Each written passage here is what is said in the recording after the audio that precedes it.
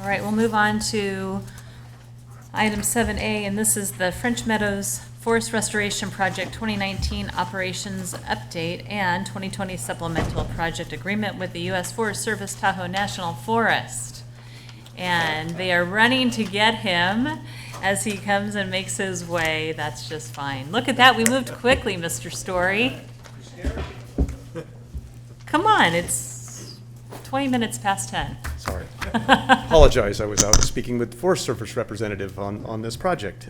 Brett Story, Department of Public Works. Happy to be before you today. Wanted to give you a relatively quick update, but I want to take a little bit of time to tell you what we've performed in the French Meadows operations and then ask for your approval for the board chair to sign the next step, which is the 2020 operations.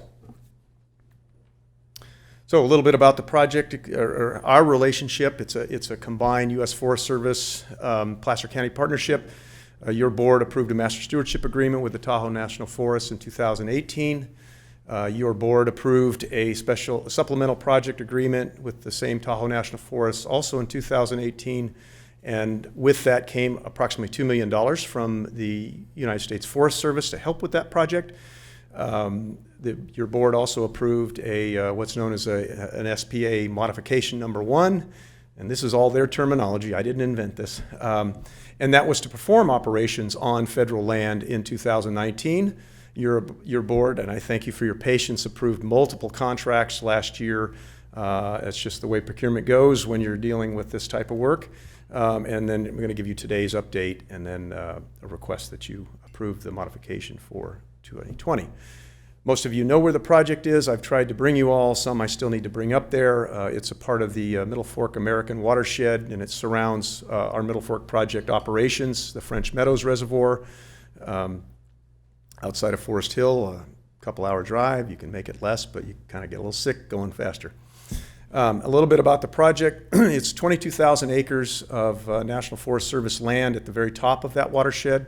It's a partnership including Placer County Water Agency, United States Forest Service, the Nature Conservancy, the Sierra Nevada Conservancy, and UC Merced is actually going to be performing some water quality work on that to help us study the effects of the changing way the snow falls and rain falls in our watershed.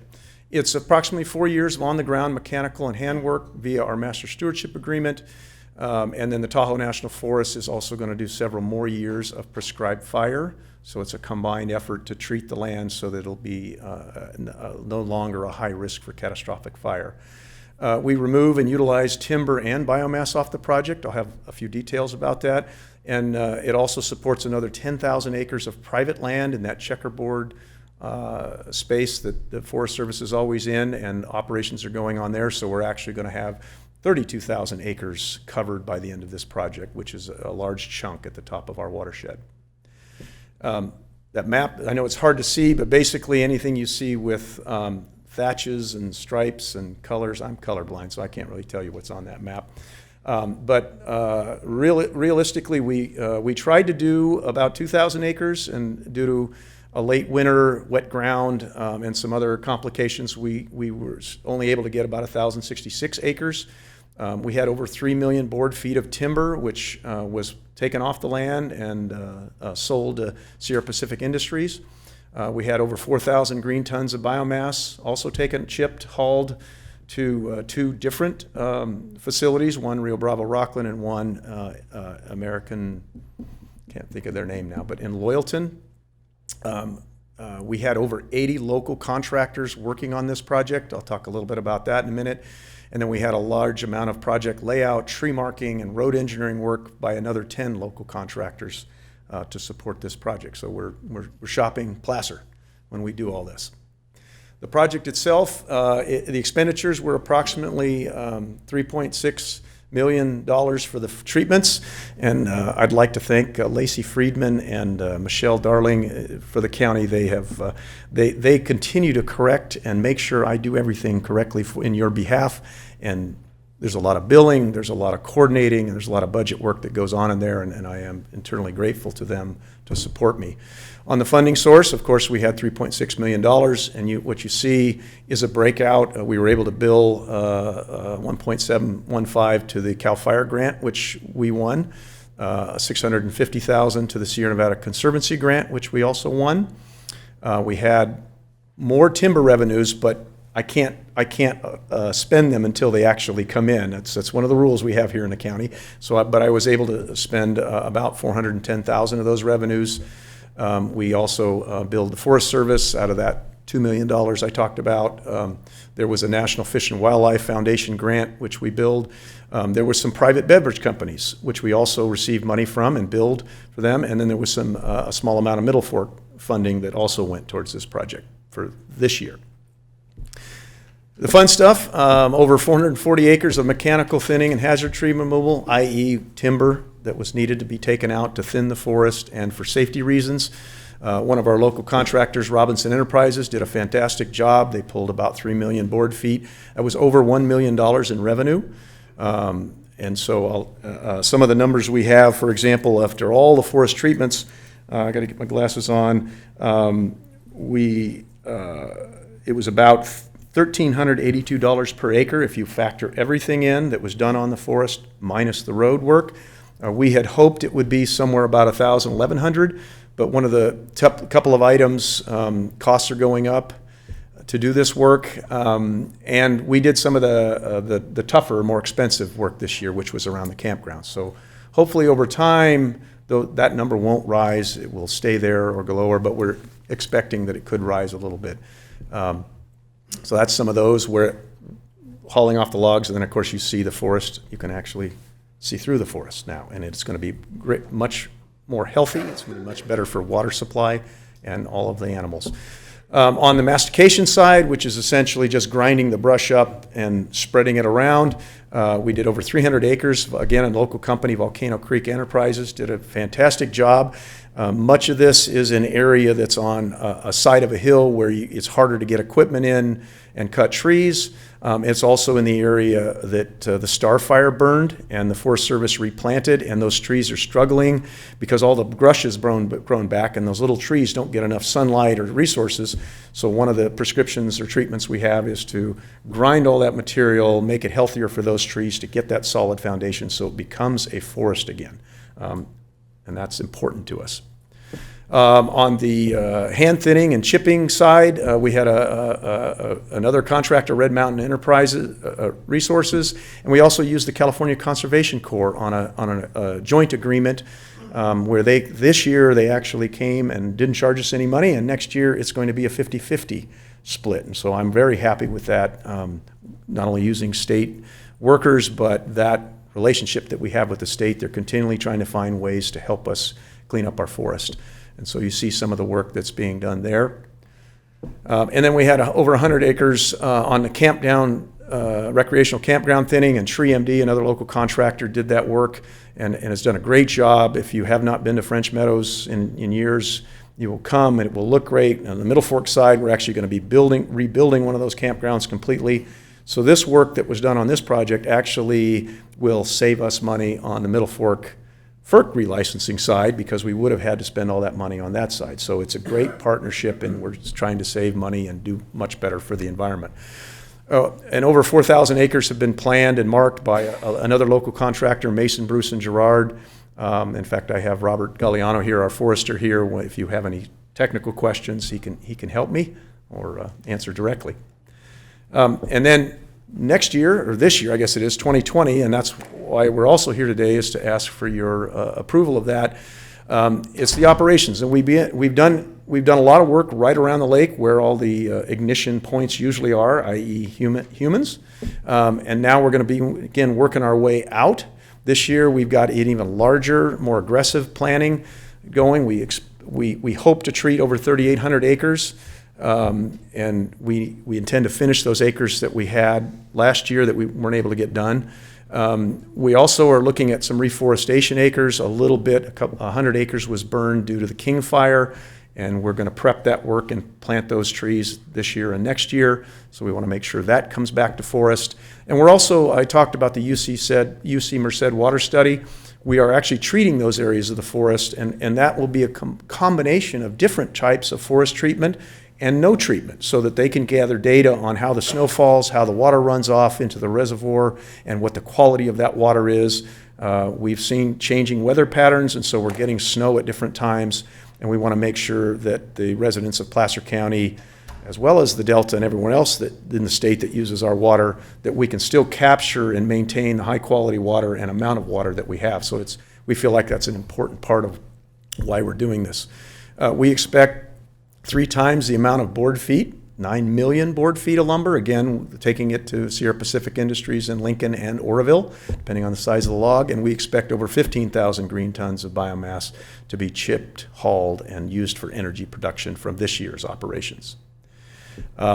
Expenditures go up when you do more work, right? So we expect around $6 million to spend this year. The funding sources for that, we're getting a much greater amount from timber revenues, but we still have money from the CAL FIRE grant. We have money from the Middle Fork coming.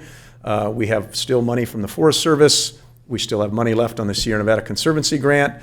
The biomass revenues will go up. As well as we know we have a small amount coming from beverage companies, but I got off the phone yesterday. Our partner, the Nature Conservancy, actually has 2 more potential, so we could go from 47.5 to about 400,000 from those beverage companies this year. So we're always looking for donations, so I won't ask you for your wallets, but we're always looking to have other partners, new partners join, because we feel it's important that as many organizations that can understand and participate in forest management should, and I think want to, and that's the real key to some of our partnerships. So I'm here today to request the approval of this modification number 3 to the approved SPA with the U.S. Forest Service via the Tahoe National Forest, so that we can go conduct the proposed 2020 work for the French Meadows Restoration Project, and also be remiss without the help of Brett Wood and Bob Bigney in procurement, and Rob Sandman in the County Council's office for helping shepherd all of these things through. We're actually, the moment you vote yes, hopefully you will, we will be moving forward, and we'll be back to your board with a bidding process on those contracts for this year.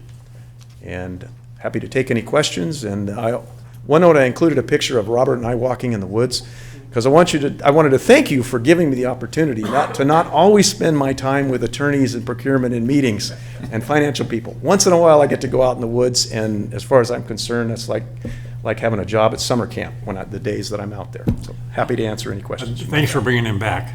Are you sure? You're one of the few. Thank you very much. Supervisor Wygant, questions, comments? Yeah, a couple of questions. Thanks. I'm curious a little bit more about the Merced water quality study. So, as you know, there's a huge amount of energy, and quite a few folks who will argue that a treated forest does much better as it relates to groundwater quality and quantity. So is their study going to be more around changes in weather patterns, or is it going to give us a good baseline for improved water quality, quantity as a result of forest management, or both? Or it's really about, it's not a study about changing climate or conditions. Essentially what it is, and they're doing this not just on our project, but several up and down the Sierra, northern and southern. The idea is we already know we're getting precipitation differently at different times. What we don't know is, based on treatments, how will that affect? And so we're sort of given, we're not getting as much snow as we used to, or it's coming at a different time. We're getting warmer storms that wash it off. What they're trying to do is understand we've got several different types of forest treatments that we're doing in that area, and then some areas where we're doing nothing. And so they've got gauges in the ground. They've got gauges in the stream bed. They've got gauges in the reservoir. And so what they're trying to do is track all of that, and then they can hopefully decipher within a reasonable amount of time what that means. So if we treated a forest in a certain way and we're seeing better water, more water from that type of treatment, that will let us know we should be treating the forest that way versus the other way, or no way, right? No way is not probably going to be healthy for anybody, but That's really what we're trying to find out from them. Thanks. Yeah, and it's, that folks like Sierra Business Council, but others are, they're trying to make a linkage down in the Capitol for a lot of the legislatures who obviously in California mostly represent urban areas. Correct. Don't have this direct inherent connection between the water that they drink or the air that they're breathing. It comes out of the faucet, doesn't it? Yeah. Yeah. And we've been talking with those same legislatures about this type of project.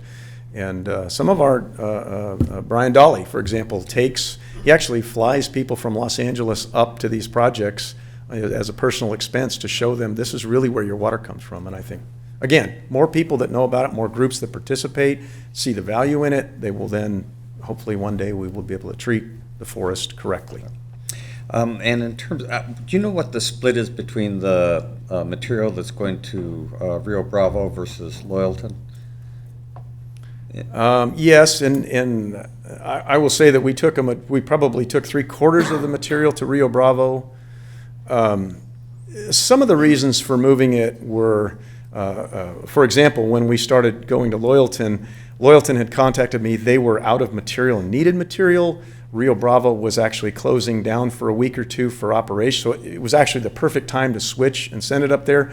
But then at some point, the ice and snow on the roads to Loyalton became dangerous, and so they stopped and went right back to Rio Bravo. We're looking at, hopefully, I have a conversation today with both of them.